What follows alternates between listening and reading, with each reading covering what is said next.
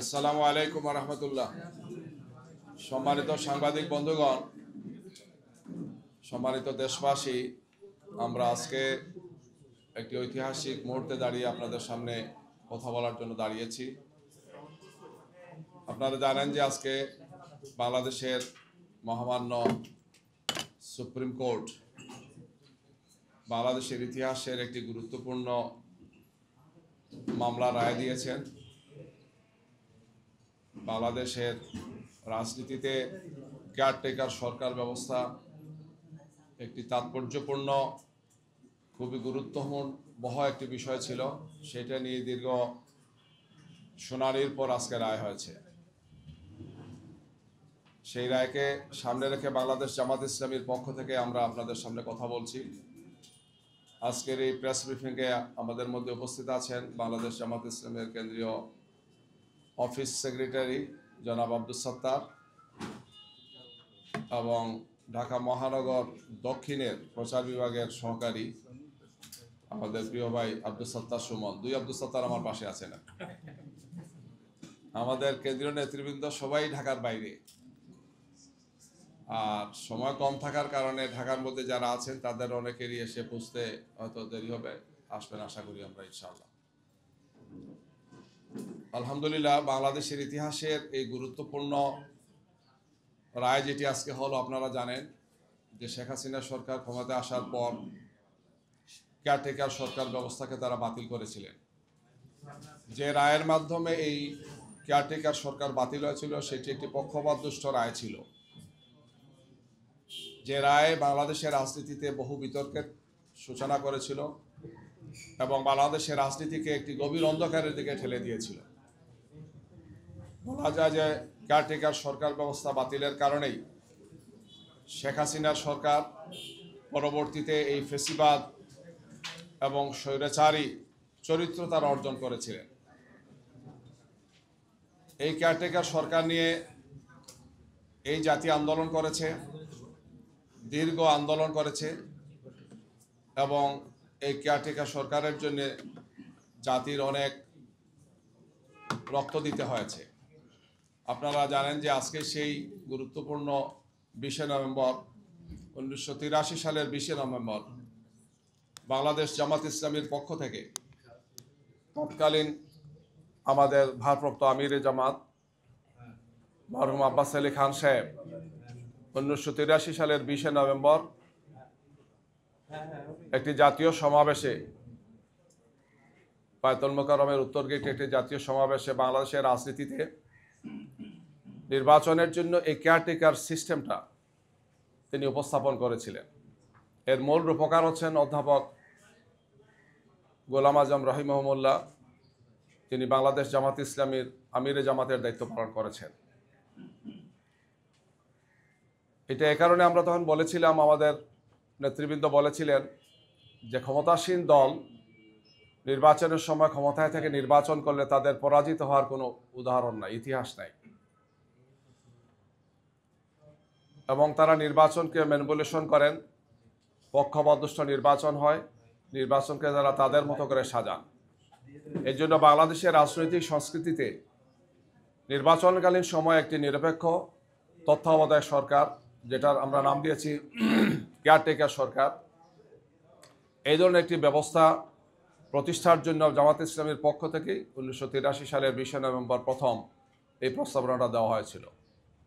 2025-এর 20 নভেম্বরে সে আলহামদুলিল্লাহ আজকে আমাদের মহামান্য সুপ্রিম কোর্ট, সর্বোচ্চ আদালত আবার সেই রায়টিকেই, সেই কেয়ারটেকার সরকারকে আবার পুনঃস্থাপনের জন্যে তারা রায় দিয়েছেন।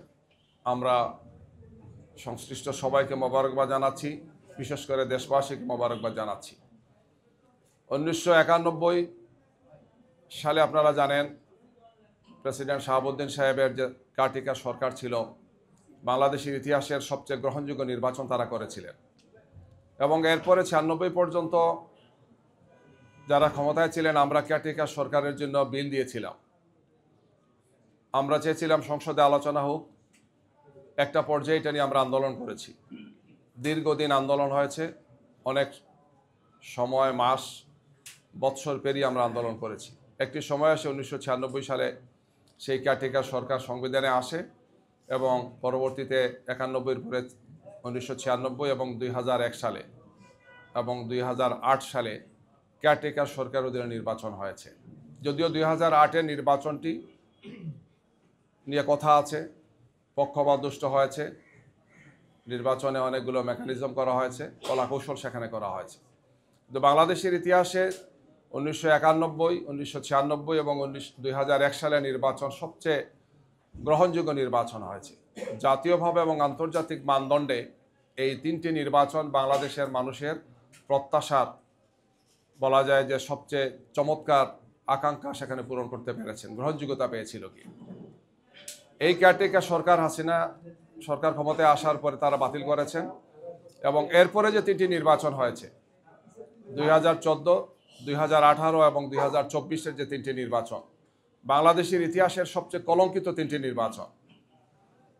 একটি নির্বাচন 2014 সালে যেখানে বিনা ভোটেই অর্ধেকের চেয়ে বেশি 154 জনের মতো সংসদ সদস্য পাশ করেছেন, ভোটাররা সেখানে ভোট দিতে যান নাই। 2018 সালে আরেকটি নির্বাচন হয়েছে, যে নির্বাচনে জনগণ ভোট দিতে পারেন নাই, আগের দিন রাতের বেলায় সেই ভোটটা দেওয়া হয়েছে, যেটাকে আমরা রাতের ভোট বলেছি। 2024-এ সে আরেকটি অদ্ভুত নির্বাচন হয়েছে, আওয়ামী লীগ এক পক্ষে, বিপরীত পক্ষে আওয়ামী লীগ ছিলেন, যেটাকে আমি আর ডামি নির্বাচন এদেশের মানুষ, সাংবাদিকরা বলেছেন এটা। অর্থাৎ 2014, 18 এবং 2024-এর এই তিনটি নির্বাচন বাংলাদেশের ইতিহাসের কলঙ্কিত নির্বাচন। কেয়ারটেকার সরকার না থাকলে বা এই ধরনের একটি লেভেল প্লেইং ফিল্ড এবং নিরপেক্ষ সরকার ব্যবস্থা না থাকলে কি হতে পারে, 14, 18 এবং 24 আমাদের সামনে সেটা জাজ্বল্য উদাহরণ। যার ফলশ্রুতিতে আপনারা জানেন 2024-এ 5 আগস্ট বাংলাদেশের ছাত্র জনতার অভূতপূর্ব গণ অভ্যুত্থানের মাধ্যমে এই ফেসিবাদ এবং স্বৈরাচারী শাসককে বিদায় নিতে হয়েছে। আমরা আল্লাহ সুবহানাহু ওয়া তাআলার কাছে শুকরিয়া আদায় করছি, দেশবাসীকে কৃতজ্ঞতা জানাচ্ছি। এই আন্দোলনে দেশবাসী অংশগ্রহণ করেছেন, আমরা চেষ্টা করেছি আমাদের পক্ষ থেকে সর্বোচ্চ ভূমিকা রাখার জন্যে। এই অন্তর্বর্তীকালীন সরকার দায়িত্বে আসার পর এই কেয়ারটেকার সরকার নিয়ে আপনারা জানেন হাইকোর্টে রিট হয়েছে, শুনানি হয়েছে, অনেক পক্ষ সেখানে ছিলেন। সব পক্ষের শুনানির পরে আজকে মহামান্য সুপ্রিম কোর্ট ঐতিহাসিক সেই রায়টি দিয়েছেন। এই রায়ের মাধ্যমে কেয়ারটেকার সরকার বাংলাদেশে আবার পুনঃপ্রতিষ্ঠিত হলো।